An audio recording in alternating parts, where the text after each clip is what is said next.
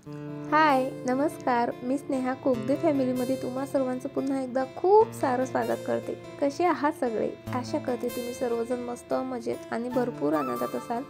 So आज ना जरा वेगळ्या पद्धतीने जे आहे मी पालकाचे पराठे बनवते आहे. हे मी कढईमध्ये तेल गरम केलं, त्यामध्ये मोहरी, जिरं, छान तीळ टाकलेत आणि त्यामध्ये मग संपूर्ण पालक मी मस्त असा शिजवून घेतला. आणि इकडे बघा मी एक छोटी वाटी जी आहे रवा घेतला, बेसन घेतलं आणि कणिक घेतली. त्यामध्ये सर्व जे आपले कोरडे मसाले असतात, तिखट, हळद, थोडा गरम मसाला, सोबत ना थोडा चाट मसालाही घातला आणि त्यानंतर हा शिजलेला जो पालक आहे तो त्यामध्ये टाकला. तेलही टाकायचं बरं का, तेलाने पण छान पराठे खुसखुशीत येतात. सो तेल टाकलं आणि संपूर्ण पालक गरम गरमच त्यामध्ये टाकला आणि मळून घेतला.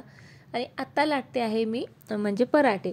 तसं तर मी एरवीनं अगदी सिम्पली जे आहे पालक बारीक चॉप करून घेते आणि कणकेमध्ये मिक्स करून त्यात सर्व जे मसाले वगैरे मिक्स करून लाटते.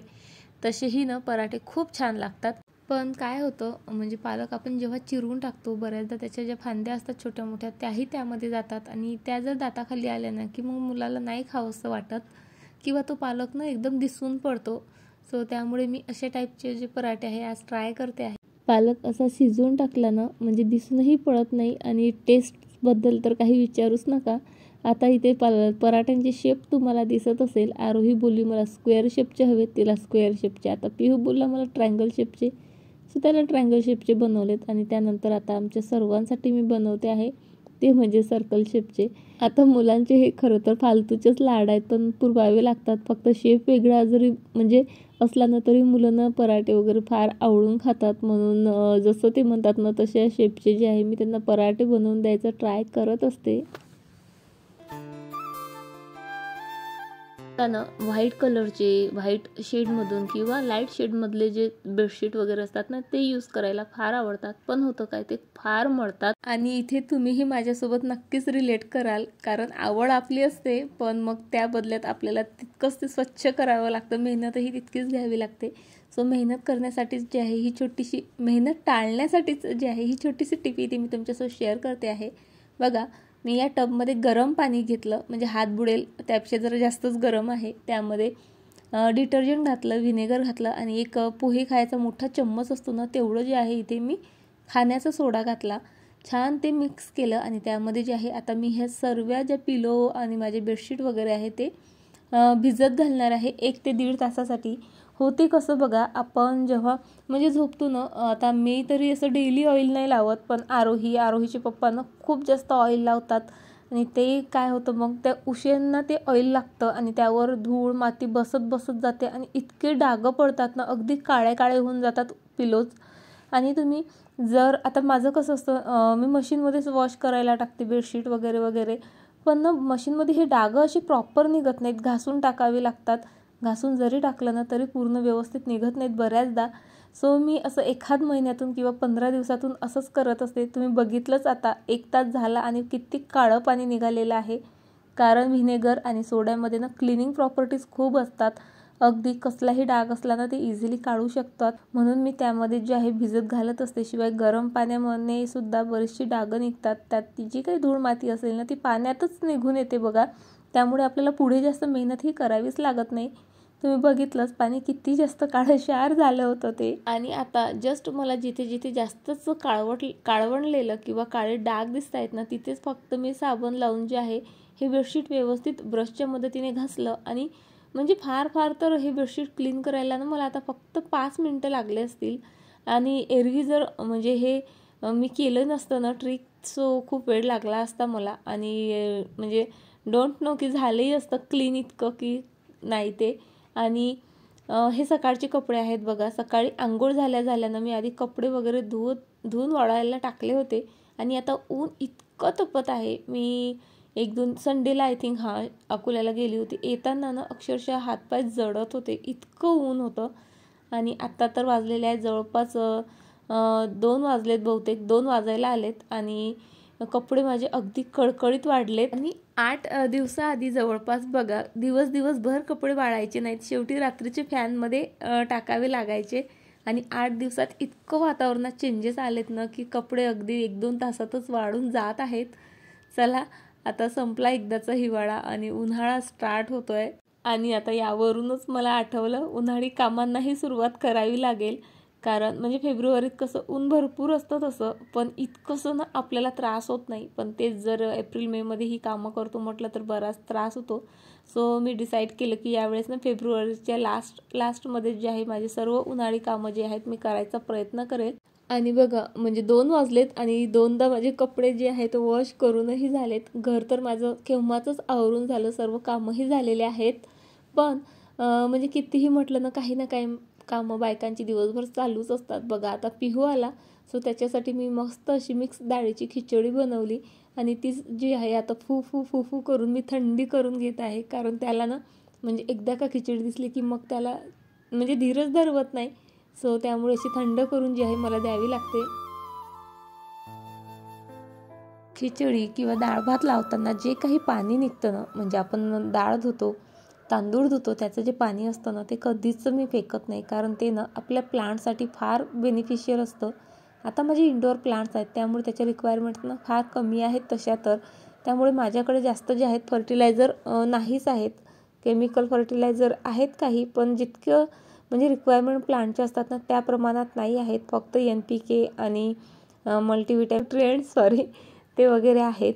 पण प्लांटला त्या व्यतिरिक्त बरंच काही हवं असतं आणि त्यामुळेच जे आहे जेवढं काही किचन वेस्ट निघतं किंवा हे तांदळाचं पाणी, डाळीचं पाणी जे आहे ना मी प्लांट्सला देत असते आणि त्याचाच रिझल्ट बघा मला इतका सुंदर मिळतो. बघा कलांचूला मी आणलं होतं तेव्हा फक्त छोटे छोटेसे फुलं होते. आता बघा काय मस्त मोठे मोठे फुलं फुललेले आहेत. माझ्याकडे कलांचूचे ना हे 2 प्लांट्स आहेत. बघा पानं टोटली डिफरंट आहेत, फुलांचे कलरही डिफरंट आहेत. याचा छान अबोली कलर आहे आणि याची पानं बघा किती सुंदर आहेत. ग्रीन कलरची पानं आहेत आणि त्याला छान पिंक कलरचे, व्हाईट कलरचे काटा आहेत पानांना, त्यामुळे खूप सुंदर दिसतं ते प्लांट.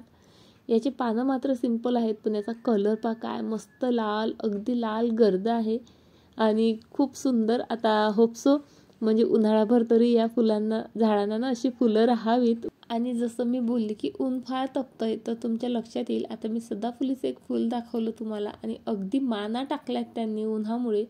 मात्र जास्वंदाला बघा हे टपोरू मस्त असं फुल फुललंय आणि 15 दिवस झाले माझ्या जास्वंदाला एकही फुल नव्हतं. त्यामुळे ना मला असं करमतच नव्हतं, माहीत नाही का. पण आता छान फुल फुललंय.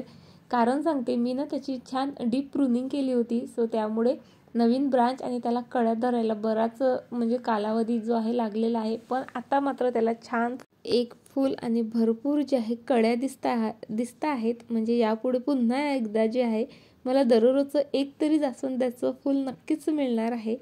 सो चला, घरचे काय म्हणतात माहिती आहे का, म्हणजे तुमच्या बायकांची कामं काय कधी संपतच नाहीत. आता पूर्ण दिवसभराची जी आहे माझे काही ना काही कामं चालूच असतात. म्हणजे ती कामं घरच्या लोकांनी तशी गृहीतच धरलेली असतात. पण बघा म्हणजे स्वयंपाक, भांडी, कपडे वगैरे त्या व्यतिरिक्त आपल्याला कितीतरी कामं असतात.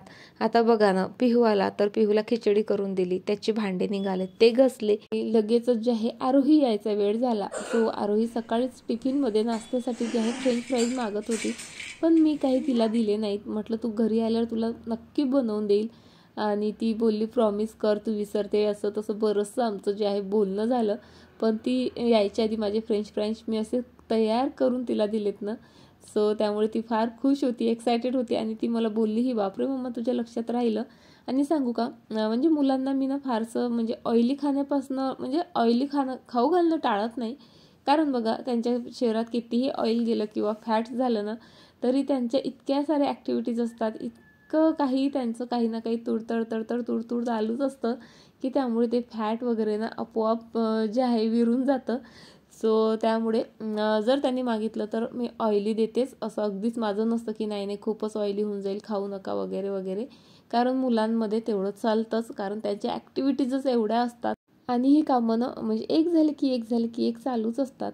तसं बघा आता हे म्हणजे आरोहीच्या पप्पांचं आणि पिहूचं कबड आहे खरं तर. आणि मी ते ऑर्गनाईज करण्यासाठी जे आहे असे ऑर्गनायझरही बनवलेले आहेत आणि दर 3-4 दिवसातून जे आहे मी त्यांचं कबड सेटही करत राहते. तरी तुम्ही सुरुवातीला बघितलंच का किती जास्त पसारा या दोघं बापलेकांनी करून ठेवला होता. आणि त्यामुळे ना ते बेडरूममध्ये बघा बसून आहेत बाजूला, त्यांच्या गप्पा गोष्टी चालू आणि माझ्याही त्यांच्यासोबत बोलता बोलता ही कामं चालू आहेत. तर त्यांचं असं म्हणणं असतं का तू अशी निवांत बसून बोलतच नाही किंवा तुझं काही ना काही चालूच राहतं, तुझी कामं संपतच नाहीत वगैरे वगैरे. पण म्हणजे काही सिरियस मॅटरवर जर डिस्कशन असेल किंवा काही प्लॅनिंग असेल तर मी मात्र म्हणजे पूर्ण कॉन्सन्ट्रेट करते त्या गोष्टीकडे आणि गोष्ट ऐकते किंवा त्याला रिस्पॉन्स वगैरे देते. पण आता असंच म्हणजे साधंच आमचं जे हशी मजाक चालून ते कुठे मग बसून करू असं वाटतं. बोलता बोलता तेवढ्या वेळात माझं कबड आवरून होते. आणि शिवाय असंही एक वाटतं का तुम्ही जर तुमचं कबड हे व्यवस्थित ठेवलं तर माझं एक काम कमी होतं, मला वेळ मिळतो मग तुमच्यासोबतही गप्पा गोष्टी करायला. पण तसं काही कोणी करत नाही आणि मलाही म्हणजे असंच सुचवतात की तूही करू नको, जसा आहे तसा ठीकच आहे ना, इतकं कुठं विस्कटलेलं आहे. पण माहीत नाही का म्हणजे आपल्या बायकांनाच जे आहे तो पसारा दिसतो आणि टोचतोही. सो असं वाटतं की असंच बोलत बसण्यापेक्षा आपला तेवढा पसाराही आवरून होतो आणि आपल्या मस्त गप्पा गोष्टीही होतात. सो चला कबड सर्व आवरून घेतलं आणि आता ना म्हणजे बघा मला सतत ना या प्लांट्सविषयी तरी प्रश्न येतातच का आमचं तर किचनमध्ये प्लांट्स जगतच नाहीत, त्याची वाढच व्यवस्थित होत नाही वगैरे वगैरे. पण तुम्ही बघता आहात म्हणजे किती महिने झालेत माझे हे प्लांट्स इथेच किचनमध्ये असतात. त्या प्लांट्सला ना म्हणजे ठीक आहे वाफा लागतात किंवा त्यावर ना ते चिकट होतात, त्यावर धूळ माती जाऊन बसते. पण तरी आपण ना सर्व गोष्टींकडे म्हणजे डोळे झाक करतो आणि त्यामुळे काय होतं माहिती आहे का, ते झाड हळूहळू खराब व्हायला लागतं. आता बघा वाफेने चिकट वगैरे होतं, त्यावर धूळ माती बसते आणि त्यामुळे प्लांट जे आहे रेस्पिरेशन व्यवस्थित करू शकत नाही आणि त्यामुळे जे आहे त्याची वाढ व्यवस्थित होत नाही किंवा ते झाड जाण्याचीही भीती असतं. त्यामुळे तुम्हाला जर किचनमध्ये जर प्लांट्स ग्रो करायचे असतील ना तर तुम्हाला तुमचा एक रुटीन ठरवून घ्यावा लागेल का या दिवशी मी माझे सर्व प्लांट्स व्यवस्थित वॉश करेलच, त्याचं पाणी मी चेंज करेलच. कारण बघा जे पाण्यामध्ये लावलेले प्लांट्स असतात त्यांना जे काही न्यूट्रिशन मिळतं ते सर्व म्हणजे पाण्यातूनच मिळतं आणि तेच पाणी तुम्ही 15-15, 20-20 दिवस जर ठेवलं तर सर्व न्यूट्रिशन ते आधीच घेऊन घेतलेले असतात आणि त्यानंतर त्यांना काहीच मिळत नाही. सो आठवड्यातून 2दा जे आहे छान हे पाणी जे आहे चेंज करा, प्लांट्स व्यवस्थित धुवा. बघा तुमच्याही किचनमध्ये प्लांट्स कधीच जाणार नाही, छान त्यांची ग्रोथ होईल. चला आता दिवसभर बरीच अशी कामं झाली, बरीच कामं केली, काही तर मी तुमच्यासोबत शेअरही केली नाहीत. म्हणजे तशी ती शेअर करण्यासारखीही नव्हती किंवा ना मी मोबाईल सेट वगैरे करत बसली असती तर माझी ती कामं तशीच राहिली असती. सो मी ठरवलंच होतं की ही कामं आज झालीच पाहिजे. सो ती कामं केली आणि बरीच दमली बरं का. सो त्यामुळे ना मी घरच्यांची परमिशन घेतली जरा. म्हटलं आज छान फोडणीची खिचडीच फोडणीचा भातच करूयात का. तसं तर मला प्लेन खिचडी आवडते, मला आणि पिहूला भयंकर आवडते, पण हे तिघंजण मात्र ना कंटाळा करतात. सो म्हटलं चला म्हणजे माझं कामही एक वाचेल आणि त्यांनाही त्यांच्या आवडीचं मिळेल. मी डिसाईड केलं की आपण मसाला खिचडीच बनवूयात, म्हणजे सर्वच आवडीने खाऊनही घेतात. बघा आता पोळी भाजी बनवायचं म्हणजे त्याची भांडेही भरपूर निघतात, पण मसाला खिचडी म्हटलं की फक्त एक कुकर आणि मग जेवायची भांडी वगैरे म्हटलं या दोन्ही गोष्टीचा मी विचार केला. म्हटलं स्वयंपाक करण्याचा वेळ आणि त्रासही वाचेल, शिवाय भांडेही जरा कमी पडतील. सो चला आता माझी जी खिचडी आहे ती इथे मी बनवायला ठेवलेली आहे. कांदा छान अद्रक लसूणचा पेस्टही घातली भरपूर, टोमॅटो, त्यानंतर फुलगोबी होती फुलगोबी घातली, शिवाय थोडासा पालकही घातला बघा आणि खूप सारे वाटाण्याचे दाणे घातले, शेंगदाणे घातले आणि जितकं काही आहे ना माझ्याकडे म्हणजे अवेलेबल तितकं सर्वच जे आहे घालायचा प्रयत्न केला. ॲक्च्युली मला गाजरही घालायचं होतं पण त्याने थोडीशी गोडसर होते. सो इथे बघा आरोहीला मी विचारतच होती आणि ती बोलली नाही गाजर अजिबात घालायचं नाही.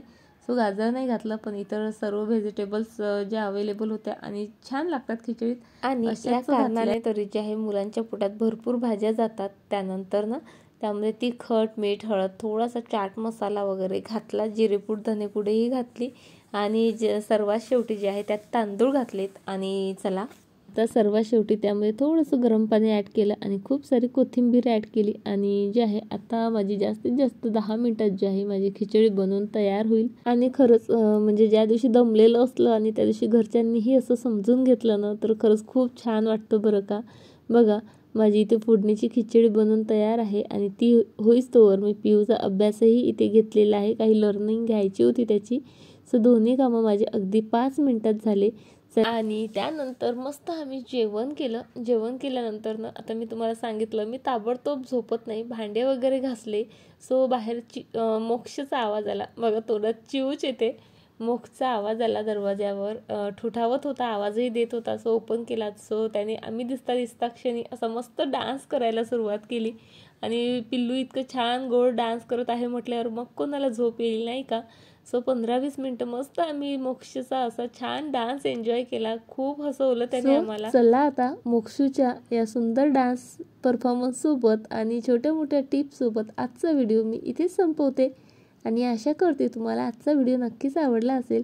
व्हिडिओ आवडला असेल तर नक्कीच लाईक, शेअर, सबस्क्राईब कराच, पण छान छान कमेंटही करा. चला भेटूयात उद्या पुन्हा अशाच एका छान व्हिडिओसोबत. बाय, टाटा.